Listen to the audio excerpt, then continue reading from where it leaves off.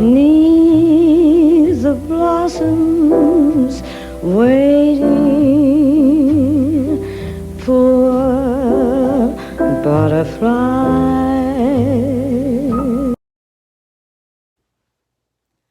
Although they were not seriously regarded by academia until decades after their author's death, the works of F. Scott Fitzgerald are now subject to a variety of critical review. Now a century after his first publication, F. Scott Fitzgerald remains famous for creating stories and characters that are multi-layered mosaics of psychological study, popular culture, and real-life people and places. This connection to the real world extends beyond the surface level, as it has been noted by several scholars that Fitzgerald's works contain an unusual number of popular song titles and lyrics. In digging deeper, one finds that song references populate even his unpublished works, manuscripts, letters, essays, and biographical material. All of these come together to highlight the importance of Fitzgerald's most frequently cited music genre, jazz. In my research paper, I highlight a threefold interpretation of jazz's most prominent feature, call and response. Fitzgerald is the responder to generational post-war trauma. Fitzgerald is the caller seeking response in the public discourse, and most significantly, Fitzgerald is both the caller and the responder in the interconnectedness of his works. By examining jazz music, from its influence on Fitzgerald to its African American roots, especially through the lens of a cultural call and response notion known as signifying, I want to trace Fitzgerald's music references as intertextual responses to his earlier texts. I will focus today mainly on his repeated use of the 1916 Broadway hit, Poor Butterfly, cited in his autobiographical novels This Side of Paradise in 1920, The Beautiful and Damned in 1922, and Tender as the Night in 1934.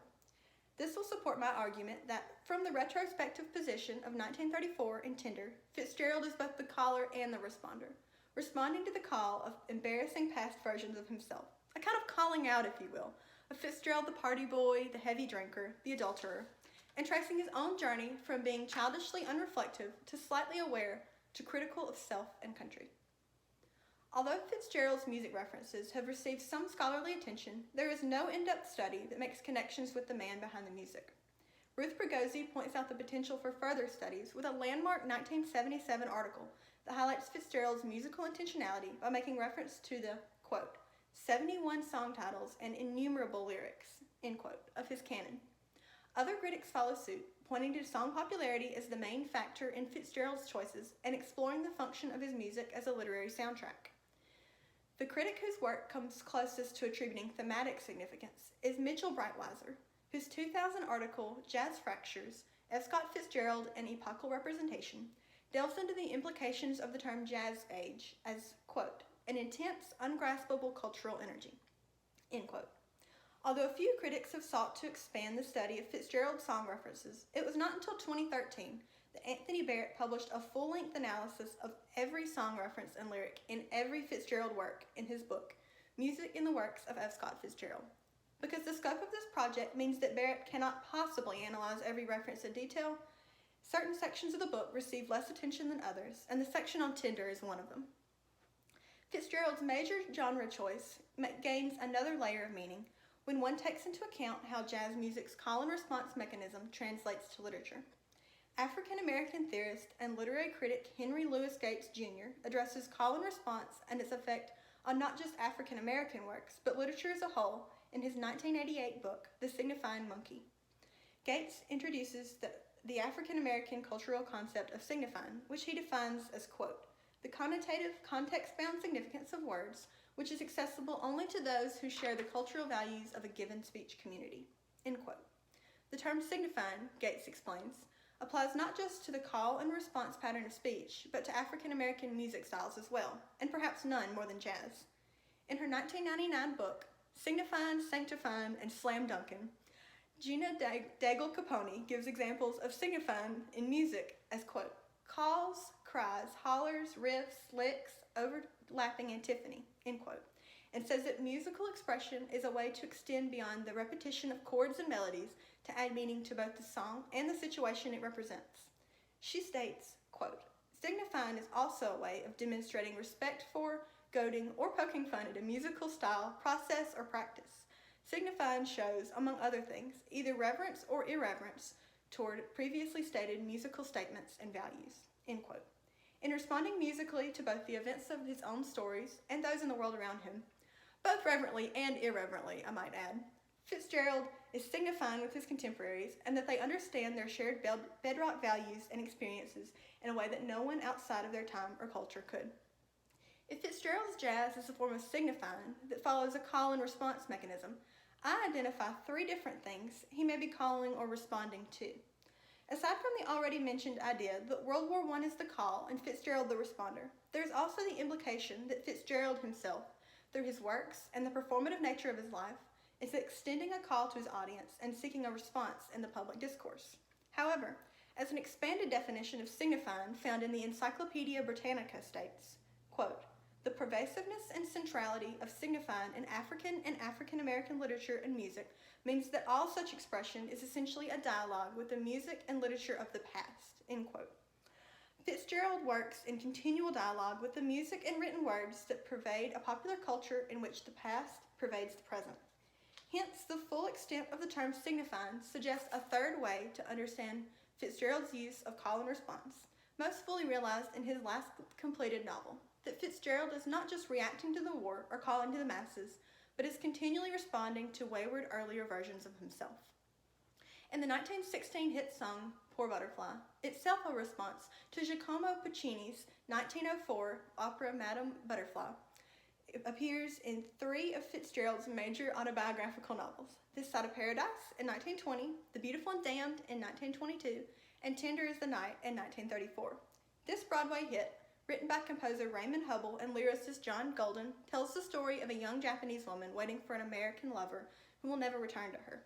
Over the course of these three novels, Poor Butterfly takes on three very different means of significance that mature over time.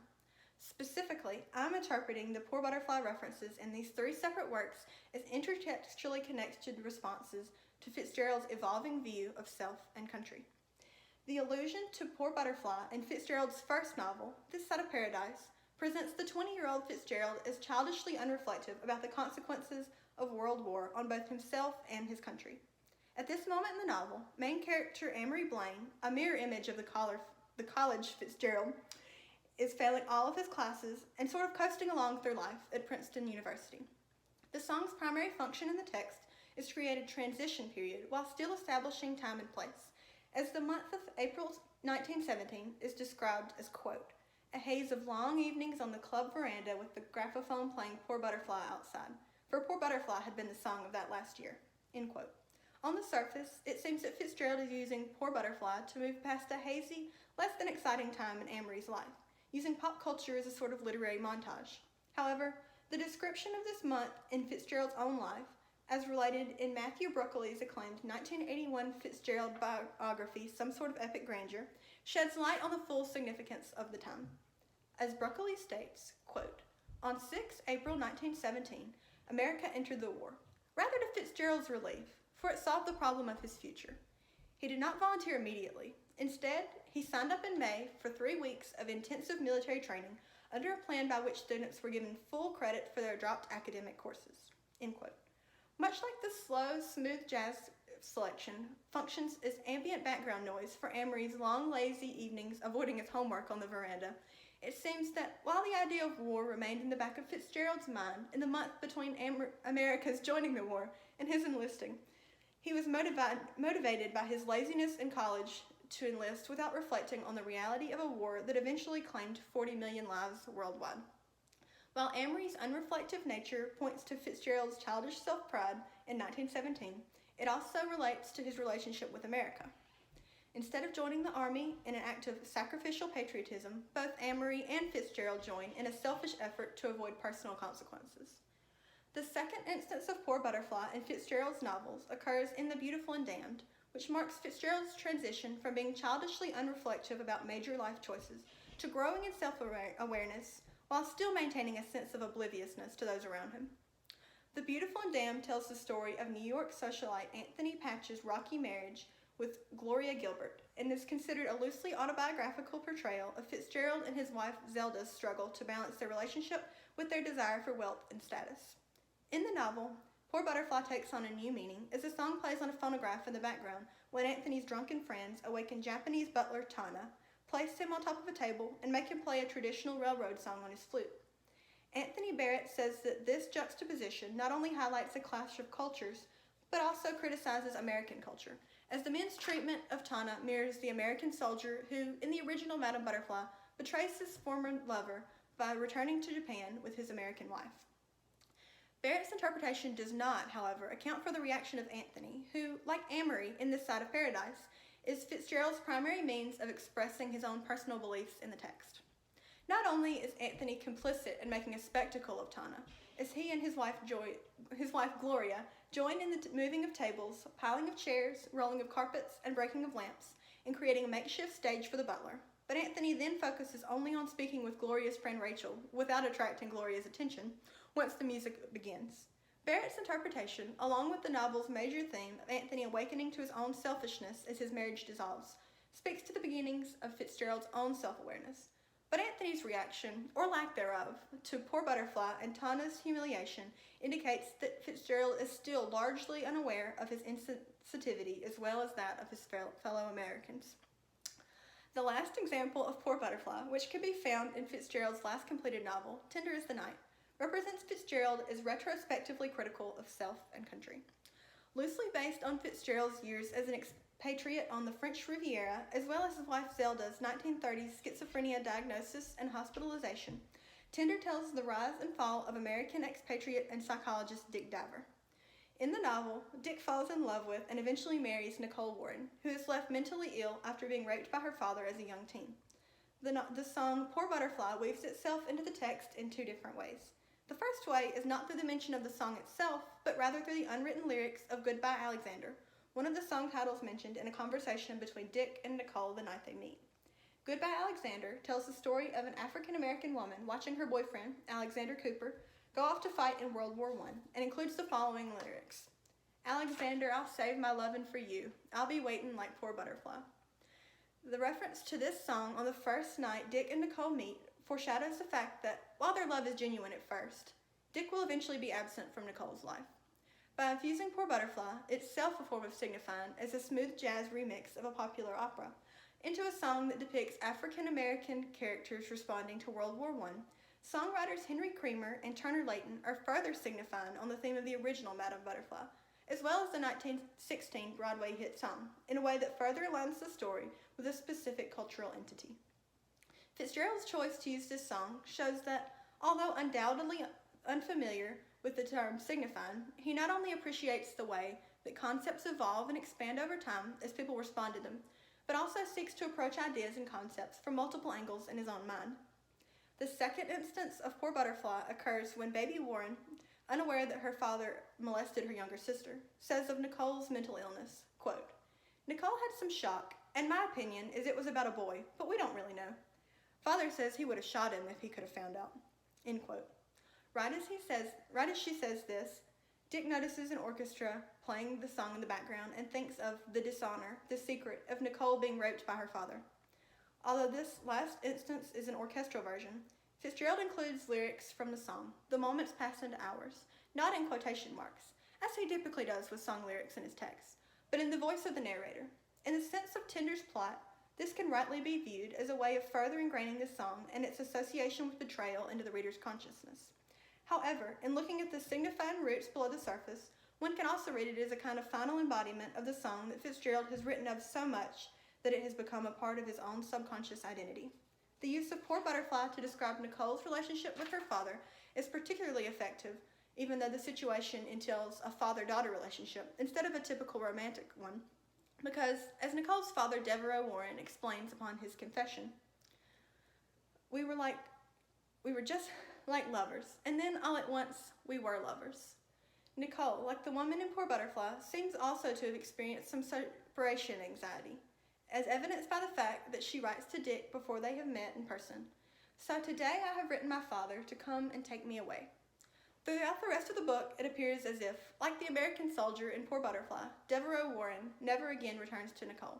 And, as foreshadowed in the earlier example of Goodbye Alexander, Dick, desperate to blame his wife's mental state entirely on her father's actions, rather than take any responsibility for himself, follows suit. The act of placing an American soldier, the failing husband, and the molester of his own daughter in the same role throughout this song indicates that the criticism of both Fitzgerald himself and American culture that surfaces in using Poor Butterfly in The Beautiful and Damned is even more pronounced in Tender.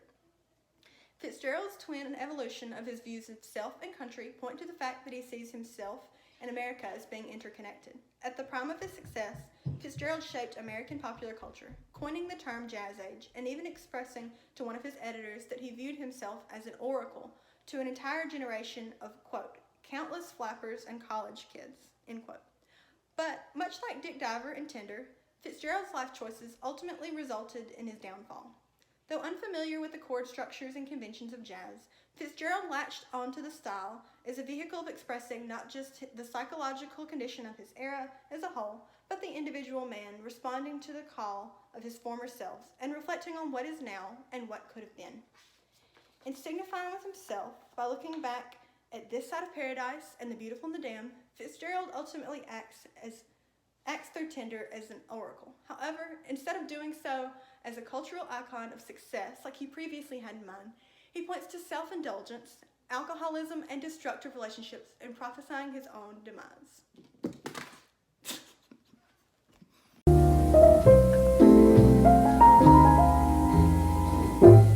Poor butterfly neath the blossoms waiting. Poor butterfly